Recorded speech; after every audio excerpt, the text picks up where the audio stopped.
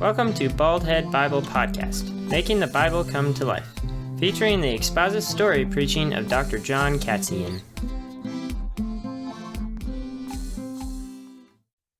Here was Joseph chained up again, thrown down a hole in the ground again, thrown into the darkest, dankest pit again.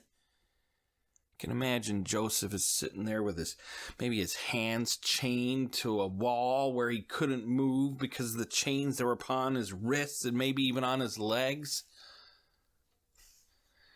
Falsely accused, I did what was right, Yahweh, and here I am again. I served Potiphar for 11 years. I served him faithfully. I avoided temptation. I obeyed your laws. I obeyed your righteous commands, God. And here I am in a nasty prison. Well, it's interesting. Notice what it says in Genesis 39. Joseph was thrown into prison, but verse 21, the Lord was with Joseph and showed him steadfast love. Now remember, I told you, right, that in most of the book of Genesis, up to the story of Joseph, God shows up in meaningful ways that you can say, hey, that is God acting. But once we hit the story of Joseph, God begins to work behind the scenes, as in many ways he works today, moving in circumstances and men's hearts and women's hearts and accomplishing his will quietly behind the scene. But I just want to encourage you, but the Lord, Yahweh, was with Joseph. But the thing is, Joseph didn't know it, right? Joseph had no clue. He didn't know the end of his story. He only saw what had happened so far.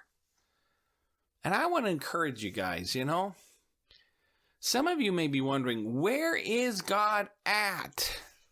Where is he in my story? And as human beings, we can only see one side of our story as we live it out. But as we're going to see here in Genesis 39 and 40, God is preparing Joseph to do a miraculous work to save not only his family, but to save parts of the whole world because of Joseph's faithfulness. But you know what? Joseph can't see that. He's in the middle of his story. And in the middle of his story right now, he is discouraged, and he is distraught, and he is lowered again. Man, his story must look bleak. But you know what I think, Potiphar? He's probably not really angry at Joseph. The text doesn't say his anger was kindled at Joseph. He was probably furious at his wife, because if he truly believed that Joseph had committed adultery, had tried to forcibly rape his wife, he could have had Joseph killed right there. But he knew Mrs. Potiphar was lying, and he was angry. And he could have had him killed right then and there, but he knew Joseph was special. And he could see that a God, this God was upon the life of Joseph, because everything he touched in his household had just turned to gold. There was something special about him, and he could tell, I think, that there was something about him that he represented a God that he just wanted to be a part of, maybe. Well, I think when he hauled him off to prison, I think what's interesting, to me, I wonder if Potiphar talked to the warden of the prison. Now, it's interesting. In the ancient Near East, there weren't a lot of prisons, okay? You were either killed for a crime, or you had part of your body mutilated. Like, if you stole, you might have your hand chopped off. If you did some other crime that was worthy of death, you'd have the death penalty. They didn't have a lot of prisons when you look at the ancient Near East historically, except for one culture that seemed to have more prisons than any of the others, and that was Egypt. Egypt had prisons.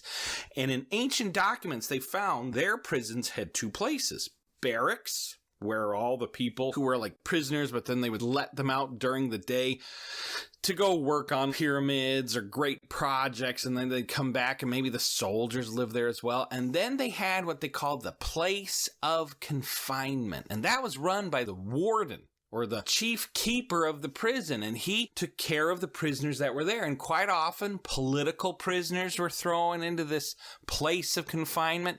Pharaoh felt like his life was being threatened, so he might throw family members into there or other people like that. Well, here, I think Pharaoh said, you're going to have to put Joseph in that place of confinement, but I want to tell you something, keeper of the prison. I want to tell you something, warden. This Joseph guy, he's amazing. You should have seen what he did for me. He just caused my land to explode in terms of crops and abundance. This man, his God is with him. You've got to use this guy. Because it's interesting. It says, verse 21, but the Lord, Yahweh, was with him. And notice what it also says, because of his steadfast love. We get the word mercy, his merciful kindness. God loved Joseph. God loved him and said, I'm going to take care of you. Don't worry. Because it says that God, in his steadfast love, gave Joseph favor in the sight of the keeper of the prison. I think maybe Potiphar went and talked to him and said, this guy's something special. And I think Joseph does what is right no matter the circumstances. And I bet he's discouraged and he's down, but I think he looks over, sees another prisoner weeping or in pain. Then he goes over and starts talking to him. Hey, what's wrong? What's up? And the prisoner begins to tell him, and Joseph maybe, I think, tries to cheer him up a little, and maybe he finds another prisoner who's hurt a little, and he starts to help him with his wounds or his broken hand. And I think the keeper of the prison, this warden, begins to see Joseph acting in ways that are unlike any other prisoner. He is a person of character who does what is right, and I bet you the warden sees that. Maybe he begins to give him a title. I'm going to unchain you a couple times here, and, you go over there and help that prisoner, and maybe you sweep up this cell. And, he swept up the cell, unchained, didn't try to run off, didn't fight the guards. And then he said, all right, I'm going to give you some more jobs. And maybe he let him out of the cell and said, all right, I want you to clean this cell, that cell, and then let's clean the whole hallway here. And Joseph diligently did it. And, as he's cleaning the hallway, I can imagine he starts talking to some of the prisoners and, starts singing some song of praise about Yahweh. And he's so thankful not to be chained to that wall anymore. And he starts to work. And then I can imagine the warden is saying, since you're out there, let's have you feed everybody. And so he begins to feed people in this place of confinement. And his abilities grow and his responsibilities grow and grow and grow until it says in verse 22, the keeper of the prison put Joseph in charge of all the prisoners who were in the prison. Whatever was done there, he was the one who did it. And it says the keeper of the prison paid no attention to anything that was in Joseph's charge. And he didn't worry about it. Just like Potiphar, once he saw Joseph working, and once he saw this God that Joseph serves starts blessing, he says, hey, I'm going to let Joseph run with this. And once the warden of the prison, hey, I gave him little responsibilities. He does right there. I give him broader, bigger responsibilities. He probably now was in charge of whenever they had prisoners come in, new ones. He was the one who made sure that they had all their lice tests and all their medical tests and that they were put in the right prison, and he had to stop fights, and he had to then deal with the food and the money. And I think the warden was just sitting there with his hands behind his head, enjoying it because, man, this prison has never run better before this Joseph showed up. But notice what it says in verse 23. The keeper of the prison paid no attention to anything that Joseph was in charge of. Why? because the Lord was with him, and whatever he did, Yahweh, the Lord, made it succeed. Hey, I just want to bring it back again to this truth that any glory in our life, anything good in our life, I hope we give all the praise and glory to God. If you're doing well in school, if you're killing it, all these tests, all the quizzes, don't act all, hey, I'm intelligent, I'm smart, I'm brilliant. You know, I got a 28, I got a 35 on an ACT, I'm just brilliant. No. You got to give the glory to God. You've got to say, you know what? I am thankful for him working behind the scenes in my life. I'm thankful for him giving me the intelligence to work this out. If you're an athlete, give him the glory. You know, if you're successful at work and business and things are exploding, you have got to honor God because everything good we have comes from the Lord. And so Joseph, in the middle of his story, in the middle of his discouragement, begins to grow in responsibility. Even in the middle of a dark, dank prison, Joseph is making a difference. Remember all the way back to Abraham?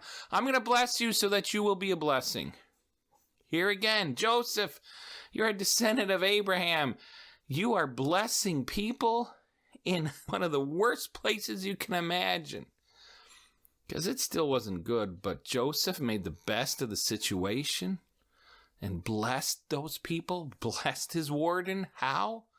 By being excellent in everything he did. But you know what? It still wasn't a great place to be. Because it says in chapter 40, sometime after this, and that this is sometime after Joseph was put in this prison. So he served 11 years for Pharaoh, got stuck in this nasty prison, and sometime after getting shoved in this prison, probably 2 years, somewhere around there, he bumps into these two new prisoners who come in. And I can imagine they're thrown in there because they're part of a big political scandal. They're thrown into this place of confinement, not the barracks where they were sent out as slave labor, but probably this place of confinement where political prisoners were put. And that's where Joseph was. And I can imagine they come in and they sit there and they look a little scared and they look around, and Joseph comes up to him and says, all right, hey, here's your food. Here's your clothes. Here's your cell. You know, and they begin to see the kindness of Joseph. And, well, maybe this isn't so bad, but they get thrown in there. And I can imagine maybe they're in the same cell and they start talking to each other. And maybe they hate each other. Maybe they like each other. But they're both put there because of a political scandal, probably. The two people are known in Genesis chapter 40 as the chief baker and the chief cupbearer of Pharaoh himself. The Pharaoh's chief cupbearer and the Pharaoh's chief baker were thrown into prison.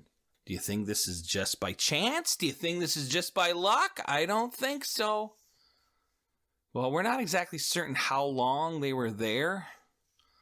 But one night, the chief baker, the chief cupbearer go to sleep.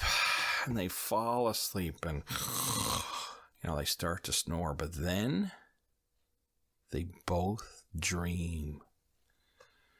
And they both dream these wild dreams. And I can imagine they're turning in their sleep. And they're like, what does this dream mean? And like, oh no. And then they wake up and they're like, oh my goodness, that dream I just had. What does it mean? Again, because in the ancient Near East, they felt that God was talking through dreams. And we've seen the life of Joseph, right? That God talked to him through two dreams. One where all the stalks were bowing down to him. One when all the stars were bowing down to him. Do you remember that? And so these dreams, the chief cupbearer and the baker thought, God must be talking to me. Now, they didn't believe in Yahweh. They probably worshiped the sun god Ra in Egypt. But they both dreamed the same night. Two dreams, I think it's interesting that Joseph had two dreams. The cupbearer and the chief baker, between them, had 2 dreams. I think this is significant, you know? They're looking distressed, but they didn't like their dreams at all. And it says in verse 6 that Joseph comes to them in the morning. And notice it says he saw that they were troubled. They must have been significantly scared. Maybe they were walking around, pacing the floor, shaking their hands. What does this mean? What does this mean? Maybe they were sweating huge drops of sweat. They were that nervous. Maybe Joseph was just kind enough to care. Hey, I could tell you're not your usual jovial self, Chief Baker. I can tell you're not your usual self, Chief Cupbearer. What's wrong? Well, what's up? What's happened? And they're like, oh my goodness. We've had dreams. We've had some scary dreams, and we really wish there was somebody here to interpret them to us. Then Joseph says something significant. He says in verse 8, he goes, interpretations belong to God. Please tell them to me. Now, he doesn't say, hey, I can interpret your dream. It's implied. But right away he says, interpretations belong to God. It's interesting to me. Joseph had not given up on God. He doesn't know how his story's going to end. He'd been 11 years slowly rising up the ranks through Potiphar's house, finally becoming a chief servant, you know, the head of the household, probably living at some level of luxury, and then bam, he's thrown into prison. But he says, don't interpretations belong to God? I'm going to trust him. I'm going to trust him. And God's talked to me. I bet he's thinking in dreams before. I'm going to trust my God. I'm going to trust Yahweh. Hey, tell me this dream. Tell it to me. So the chief cupbearer begins telling him the dream. And he says, okay, listen. In my dream, there was a vine. You know, it's like a long plant with branches. You know, we have grapevines today and that sort of thing. Well, in my dream, there was this vine before me. And on this vine going up, there were 3 branches. And these branches then budded and blossomed forth. And these branches budded forth into grapes. Beautiful purple grapes. Oh, they looked awesome. Then I looked down and the Pharaoh's cup was in my hand. And so I took the grapes off of the 3 branches and pressed them into the cup. And then I placed the cup in Pharaoh's hand. Now, that doesn't sound that scary a dream to me. You know, that sounds like a pretty good dream. But if you're in the middle of a political battle, if you've been thrown into prison, if your life's hanging on the line, maybe this is scary. But Joseph says, I know exactly what this dream means. I can interpret it. He says the 3 branches are 3 days. And in 3 days, Pharaoh will lift up your head. That's literally what the Hebrew says. Pharaoh will lift up your head and restore you to your office, and you shall place Pharaoh's cup in his hand as you did in the past. You will be restored to your previous position in 3 days. Now, that's quite the prediction, right? He better have known that dream, but he says in 3 days, you're going to be back in your old position. And then he says this, but when you're up there, cupbearer, this is why I know no matter how much power Joseph had at the prison, it still was a horrible place to be. Because he says, hey, when you're up there, cupbearer, when you're back with Pharaoh, please do me the kindness and mention me to Pharaoh and get me out of here. Please, will you mention me? I'm sure the cupbearer's like, yes. Hey, I'll do it. I'll do it. And just goes, please, because I was stolen out of the land of the Hebrews, and I've done nothing wrong that they should put me here. Please, take me out of this. He calls it the pit. Please, take me out of here. And imagine the cupbearer's like, that's a great interpretation. I hope it's true. And if it's true, yes, I'll do that. And then the chief baker, he's overhearing this and he's like, wow, hey, that's great. maybe my dream isn't that bad. And so he goes, oh, Joseph, come over here, please, please. Listen to my dream. I also had a dream.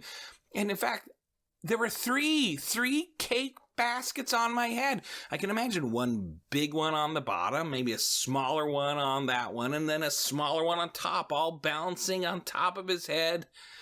And in the uppermost basket, there were all sorts of goodies, baked food for Pharaoh, awesome food. And the birds were eating it out of the basket on my head. That's gotta be a good dream, right, Joseph? That's gotta be a good dream. And Joseph says, Chief Baker, let's call him Dave. Dave, the baker. The 3 baskets are 3 days, like those 3 branches were 3 days for the cupbearer. Well, those 3 baskets represent 3 days. I think Dave's like, yes. In 3 days, Joseph says, in 3 days, Pharaoh will lift up your head. Yes, Dave the baker says, yes, he will lift up my head. And then Joseph adds this, he will lift up your head right off your body. I mean, that's literally what the Hebrew says. He will lift up your head from you, right off your body. You're going to die in 3 days. He's going to lift up your head, but right off your body, and then hang you on a tree. And those birds, that represents birds that are going to be eating your flesh as you're hanging there from the tree, dead. I can imagine Dave the baker is like, what?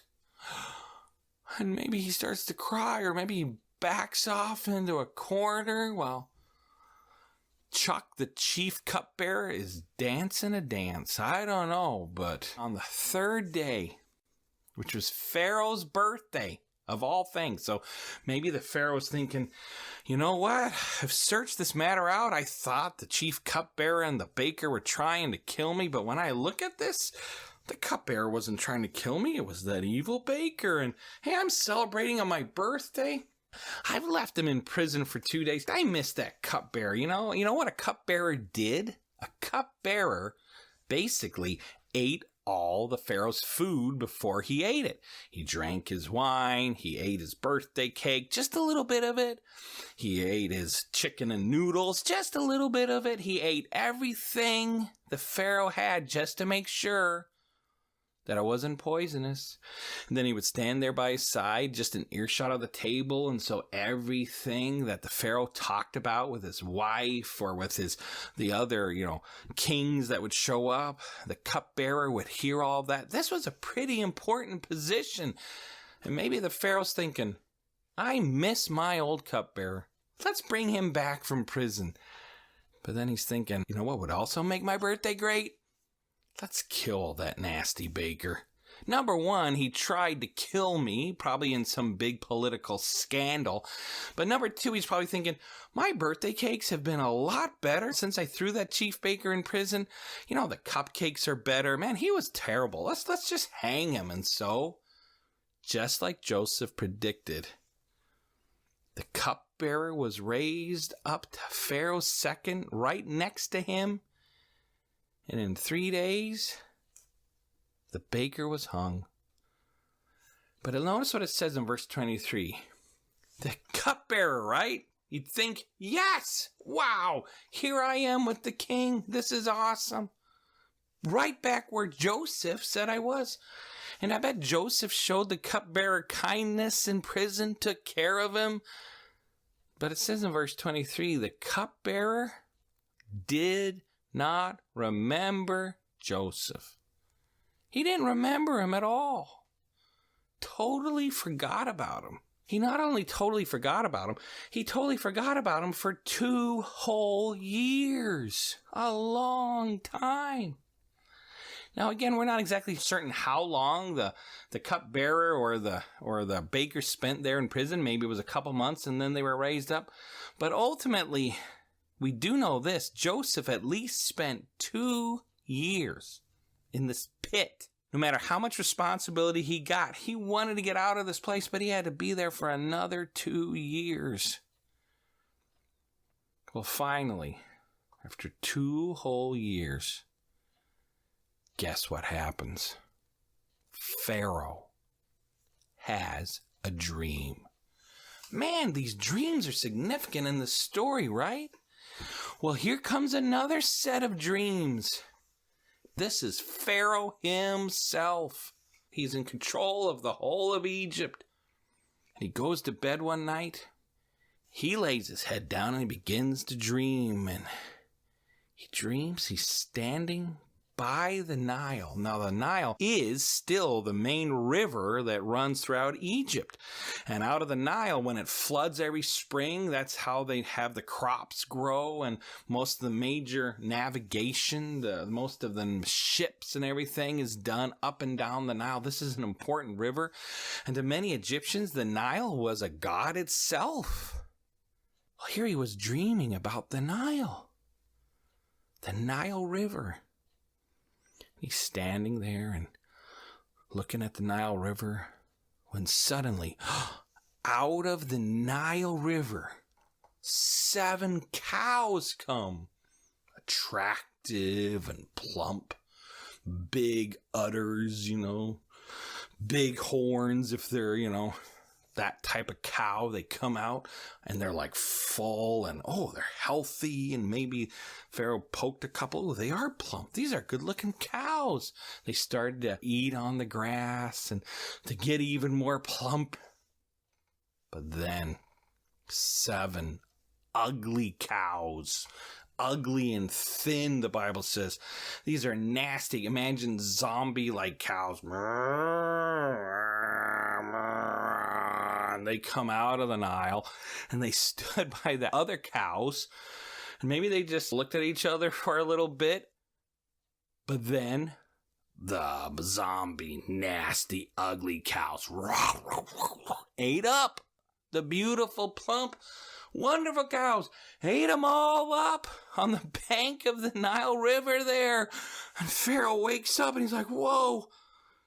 Number one, it'd be scary to think of some ugly, nasty cow, but then the ugly, nasty cow eats the healthy cow? That makes no sense, but maybe the Pharaoh loved cows. He probably did, and it was probably a god in their world, and it was an important part of their agriculture. And to see good, healthy cows eaten by nasty, ugly cows, that's scary. And so the Pharaoh probably goes back to sleep. And it says in verse 5 that he fell asleep, but then has a second dream. Remember, these dreams come in twos. These dreams come in twos, and I think that's significant.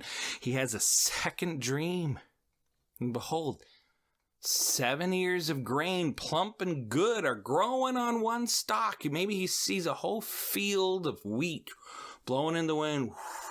And he sees one stalk with 7 beautiful plump grains on it. And then next to it grew another stalk, but this one was withery and nasty.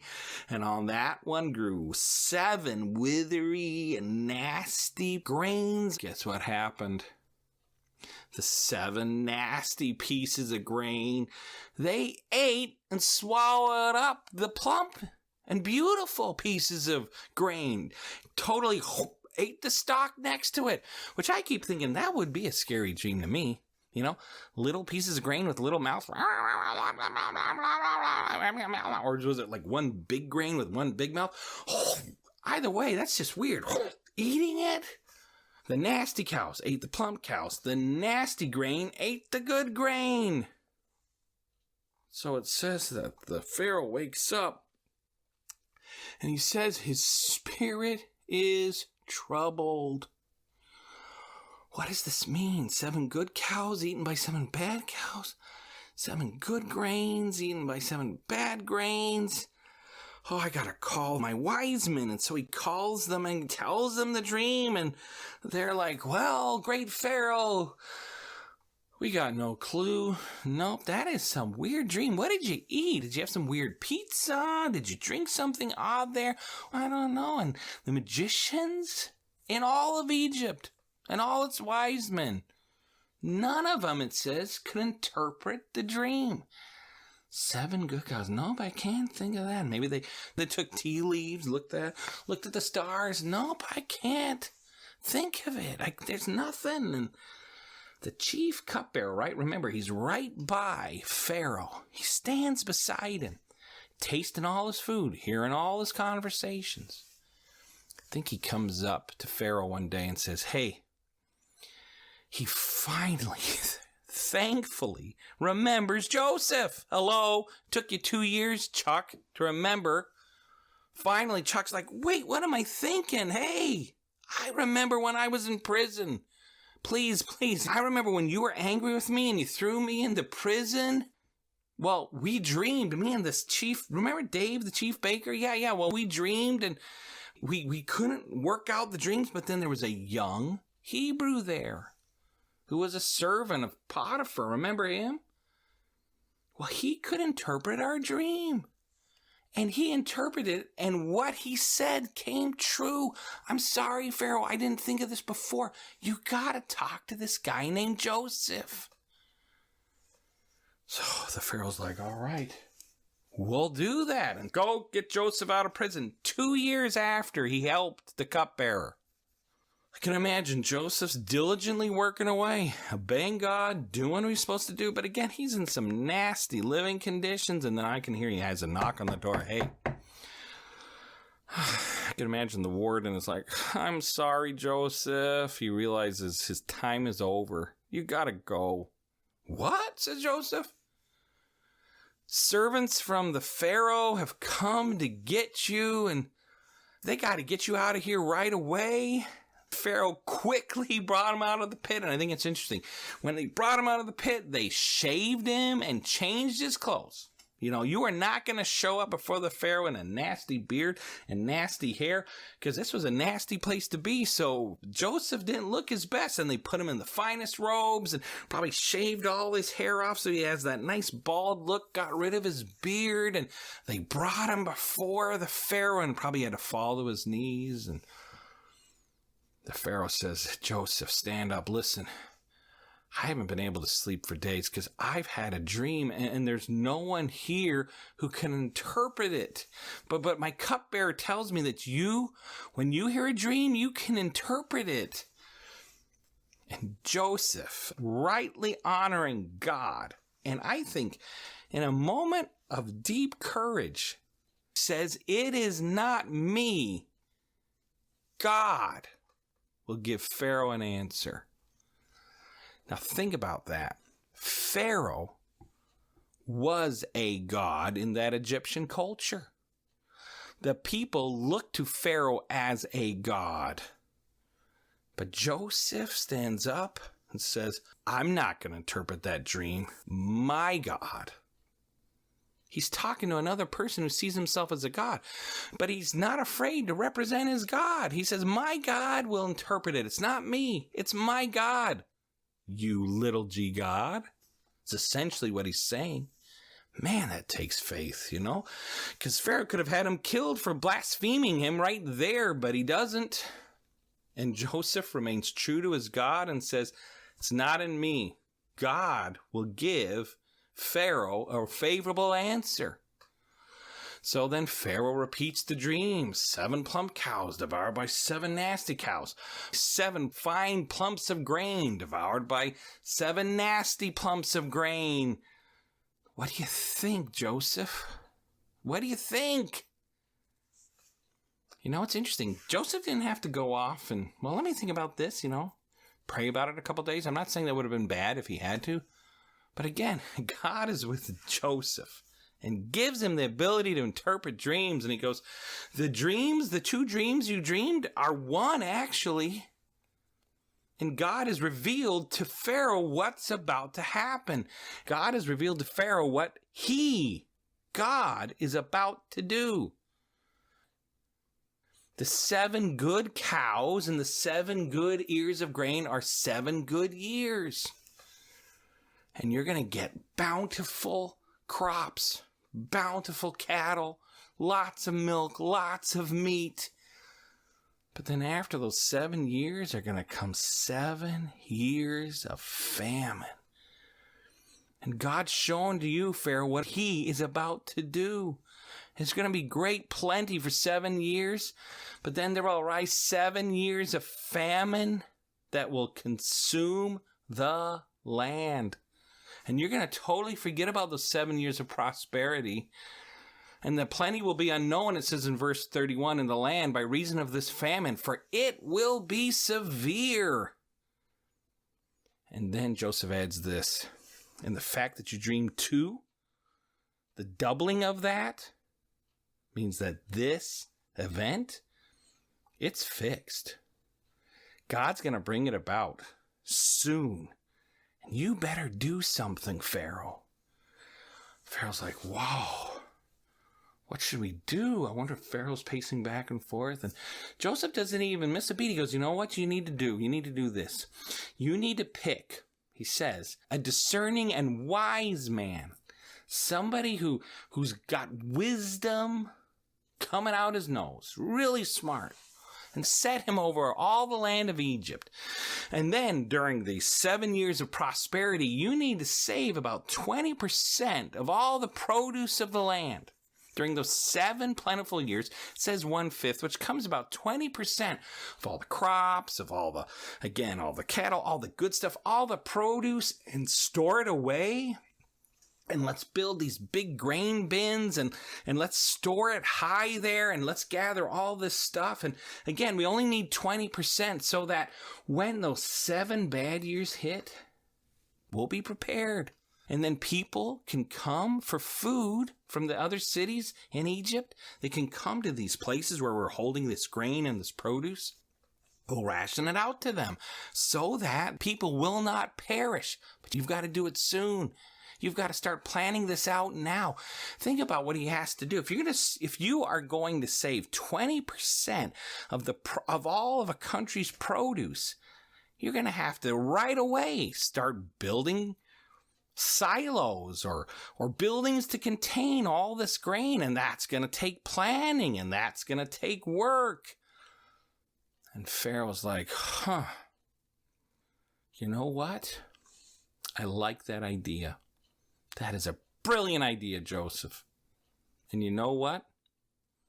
You're the man to do it. It says, can we find a man like this in whom is the Spirit of God? Pharaoh's like, no, we can't. You're the man to do it, Joseph. Since God's showing you all this, you have got to be the person that is discerning and wise and able to do this. And you shall be over my house and all my people, and you're going to command them all to do. You've got to do this. In fact, I'm going to put you second in command. The only one greater than you in all of Egypt will be me. It says that Pharaoh gave him a signet ring, took it off his hand, and put it on Joseph's hand. The signet ring, that's immense power. That's like the president saying, I'm going to give you the nuclear launch codes. You have the right to hit whatever button you want to launch those nuclear. Well, if you could think the most powerful thing you could have in any country, Pharaoh just gave that to Joseph. Because that signet ring, he would push it into wax and seal documents. It was a sign that the king had okayed this. Joseph now had this. Anything he wanted to do, he could do at this point. And then Pharaoh says, I am going to honor you by also giving you a wife. Now listen, what Joseph has to do in these next 7 years, he's got to plan. He's got to take in all these crops, 20%. He's got to decide out how to work that out of all the produce. We've got to have people who are good at accounting. We've got to have people who are good at building. We've got to plan. We've got to plan. We've got to plan.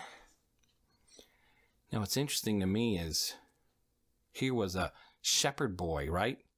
Working for his dad. But for the past 11 years, what did he do? He basically did what he's supposed to do on a grand scale in Egypt on a small scale for Potiphar. He took care of all his fields. He took care of all the produce. He took care of all the money. And I think over those 11 years, God was preparing Joseph for what he was supposed to do when he was over Egypt. And Joseph was faithful in how he worked for Potiphar. And along the way, he learned skills in accounting, in budgeting, in running massive amounts of people. And God was putting in him abilities that he didn't realize years later he is going to use. Basically, when Joseph was sold into slavery, 13 years later, he is now the second in command in Egypt. And all that while, God is working in him, preparing him for this moment. Man, we serve an awesome God. Like I said, when Joseph was in prison, or when Joseph was working in Potiphar's house, he didn't know the rest of the story. He was right in the middle of it. And I wonder if he could have gotten discouraged and wondered, what is this all about? Man, I just want to encourage you, if you are in a situation right now where you feel like, where is God? Where is he? I don't even know what the point of me having this job is, or I don't even know what the point of me being in this particular geographical area is. Why am I here? And if it's not because of sin, then just serve. Grow where you're planted. Because you don't know what God's doing in your life. And you don't know how God is working for something coming down in the rest of your story that you don't even know. Trust God in this moment. Well, Joseph, this massive campaign, he's put in charge of it all. And it says in verse 43, he gets to ride the second chariot right behind Pharaoh. He is taken from prison and raised up to second in command, and people had to bow the knee to him. And along the way, the Pharaoh gives him a wife. And from his wife, he gets 2 kids, and things are awesome. It says in Genesis chapter 41, verse 46, Joseph was 30 years old at this point. And things are going awesome. He is at the top of the world. And then those 7 famine years hit. But Joseph, because of the preparations he had made, it said that people came from all across the world to come to get the food from Egypt. It says, verse 49, and Joseph stored up grain in great abundance, like the sand of the sea, till he ceased to measure it. And people came from far and wide to get that food. Well, people would have to come and talk to certain officials to know what was happening. I want to get grain. Where are you from? All right, you go over there. Hey, where are you from? Are you cheating? I think you've come back twice already. And they probably had certain officials they had to come to. Probably one of those officials was Joseph. And Joseph was the vizier, the governor, and people came to him in order to get grain. And one day Joseph sits in his chair, and it's probably a hard job. You know, you got to talk to hundreds of people a day, and he split them up into different lines. And if there was any confusion as to who had to talk to who, maybe Joseph had to work this problem out. I mean, this was not an easy job, I don't think, but Joseph did it diligently. He's married now. By the way, he has 2 sons. He's the second in command. He's thinking, man, it's amazing what God has done on my behalf, and thank you, Yahweh. Then in comes 10 men.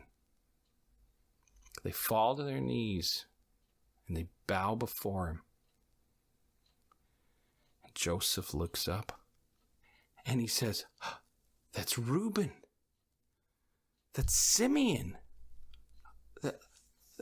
That's my brother Levi. That's Judah. These are my brothers. And Joseph begins to stand up out of the chair, And then Joseph, he begins to... Well, if you come back next week, we're going to find out what happens to Joseph, you know? And in particular, we're going to find out what happens to Joseph and his brothers. And if you want to read ahead, we're up to Genesis 42, if you want to read ahead. The story of Joseph is such an encouragement to trust God no matter what. To trust him no matter if the middle of our story makes no sense, because he knows the end. And if you know the Lord as your Savior, he is working behind the scenes to accomplish things and move in people's lives that you can't even begin to understand. But the key is, if you know the Lord as your Savior. And I want to encourage you, if you have never asked Jesus to save you, you need to do it now. The Bible says, all who call upon the name of the Lord shall be saved. And you've heard me say this before, but I just want to give you that opportunity. Ask Jesus to save you. Become a follower of Yahweh's Son, Jesus. Follow him. Jesus said, I am the way, the truth, and the life. No man cometh to the Father but through me. I am the way, Jesus said. Eternal life is through him. So join us next week as we learn more about how wonderful Yahweh is in the life of Joseph. Baldhead Bible Podcast is created by Dr. John Katzian. Music composed and performed by Elijah Katzian. Edited by Lincoln Katzian. If you'd like to listen to more of Baldhead Bible Podcast, please subscribe. New episodes added every week.